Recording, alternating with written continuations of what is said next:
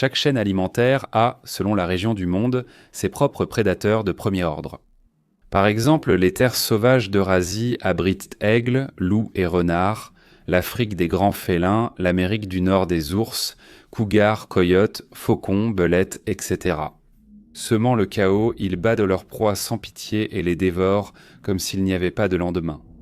Mais peu importe à quel point ces prédateurs peuvent être mortels, entrez sur leur territoire et vous ne verrez toujours rien de comparable à ceux-ci.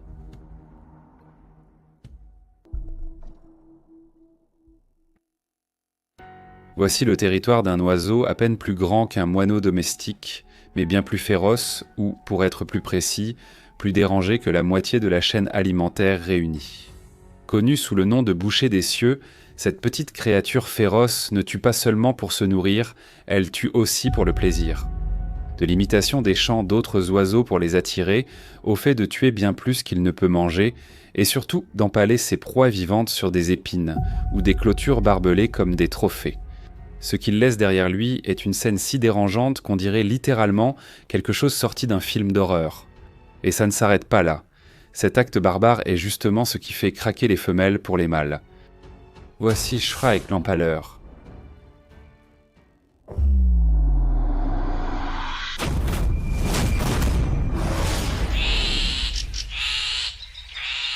Voici un pied-grièche à tête rousse déchaînant une véritable carnage sur un moineau sans méfiance.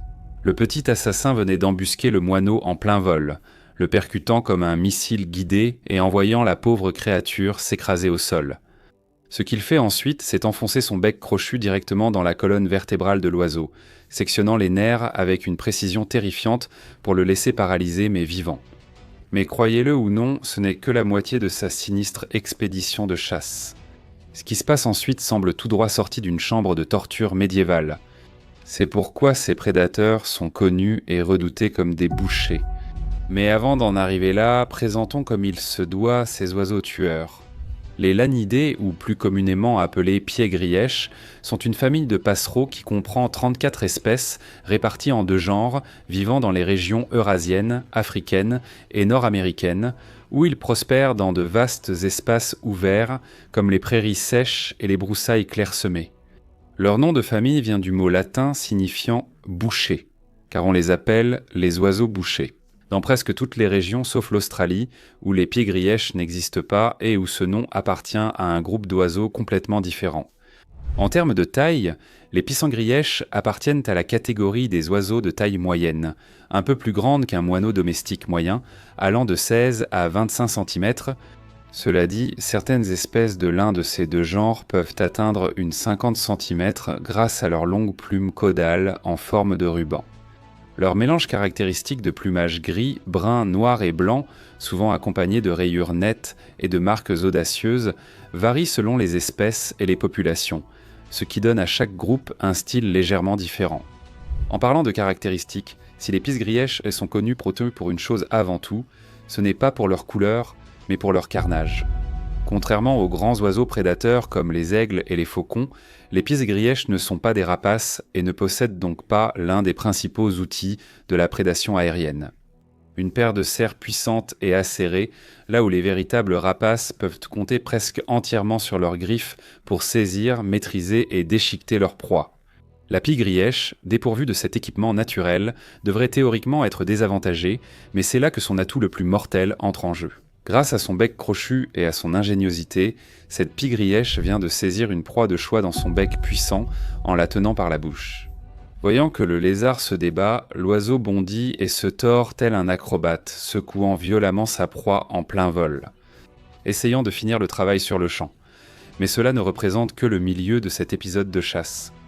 Tout commence avec la pie-grièche perchée sur un endroit exposé en hauteur, adoptant une posture claire et droite. Elle scrute la zone, verrouillant sa cible si elle aperçoit quelque chose immédiatement. Si aucune proie n'est trouvée, l'observation et la surveillance peuvent durer plus longtemps. Pendant ce temps, l'oiseau rusé peut même imiter les cris de ses proies, faisant semblant d'être l'un des leurs, trompant ainsi les victimes sans méfiance pour qu'elles s'approchent sans se douter de ce qui les attend. Une fois qu'il repère ou attire avec succès une proie à portée d'attaque, il plonge dans une descente contrôlée, prend rapidement de la vitesse et attrape la proie en plein vol avec son bec. Ou il la saisit directement au sol. S'il est déjà là, comme il chasse depuis un perchoir large et dégagé, les petits animaux à proximité se cachent souvent sous des broussailles épaisses ou des débris, essayant de rester hors de vue. Dans de tels cas, l'oiseau déterminé fouille soit dans la cachette, soit attend à proximité, agitant ses ailes et sa queue blanche pour effrayer la proie et la pousser à s'enfuir. Cependant, un pied-grièche ne cherche pas toujours de petites proies. À maintes reprises, on les a vus chasser et se nourrir d'animaux bien plus gros qu'eux. Dans ces cas, l'oiseau utilise des tactiques proches des faucons pour une mise à mort précise et calculée.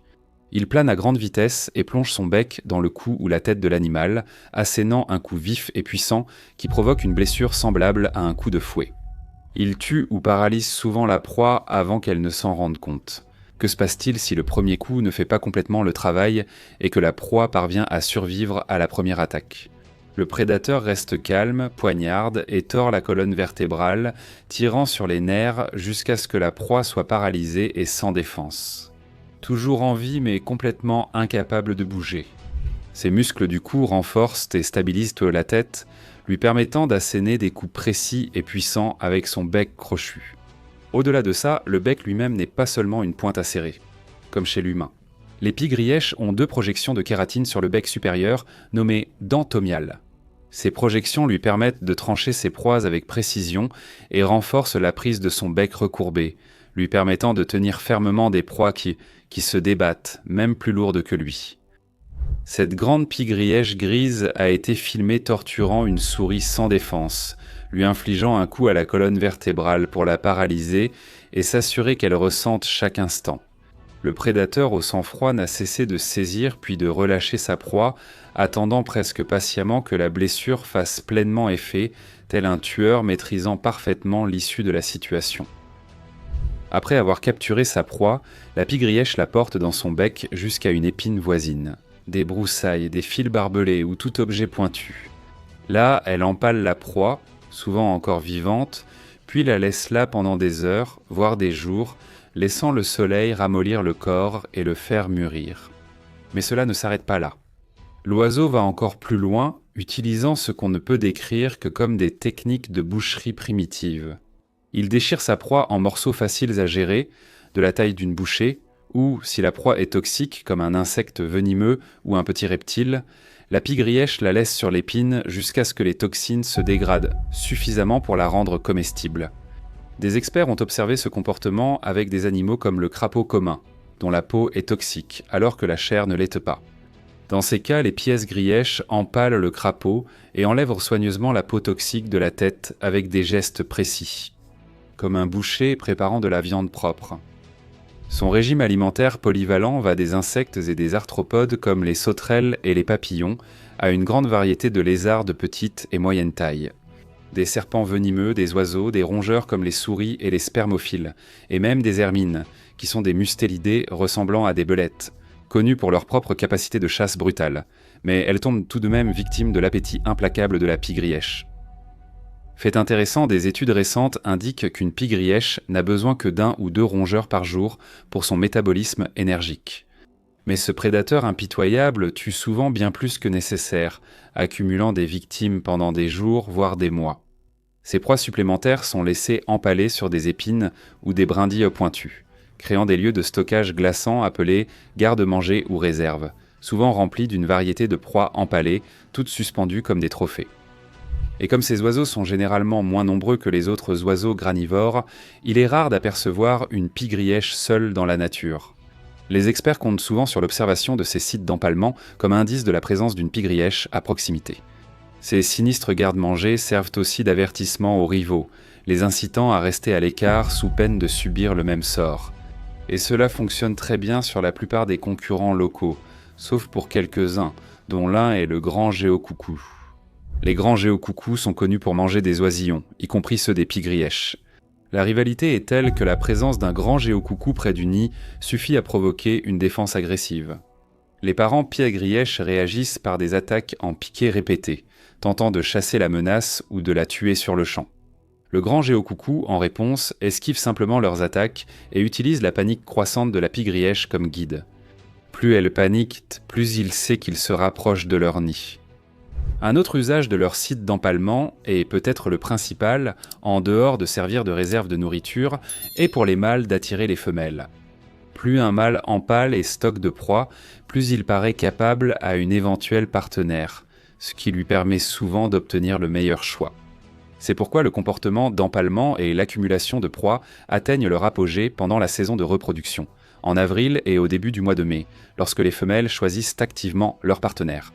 Pour attirer son attention, un mâle commence à entasser toutes sortes de proies aux couleurs vives dans son garde-manger, et lorsqu'il aperçoit une femelle à proximité, il lance un petit spectacle, exécutant une danse rituelle qui imite la façon dont il empale ses proies sur des épines.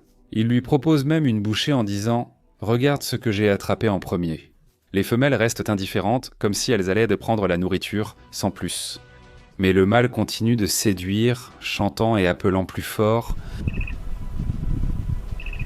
Il exhibe ses marques blanches éclatantes sur les ailes en plein vol, déploie sa queue et se penche même de côté vers elle.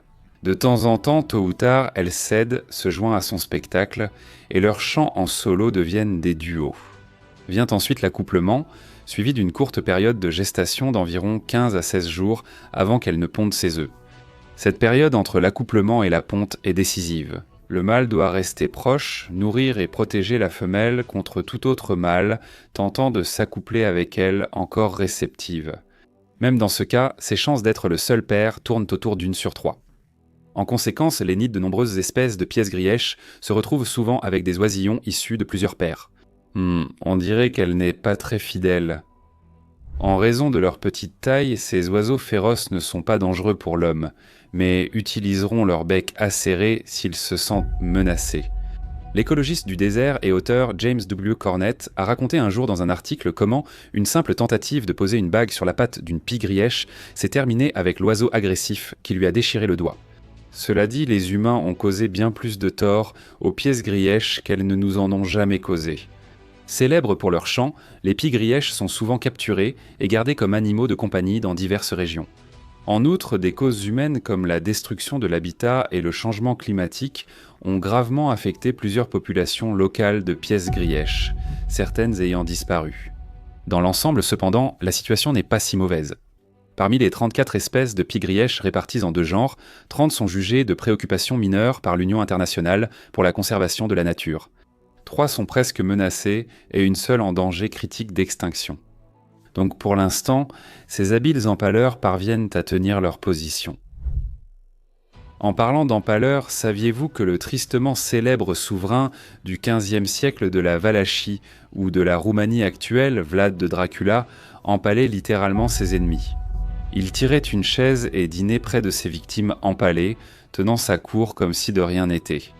Il existe même des illustrations historiques le montrant se détendre au milieu d'une forêt de corps empalés.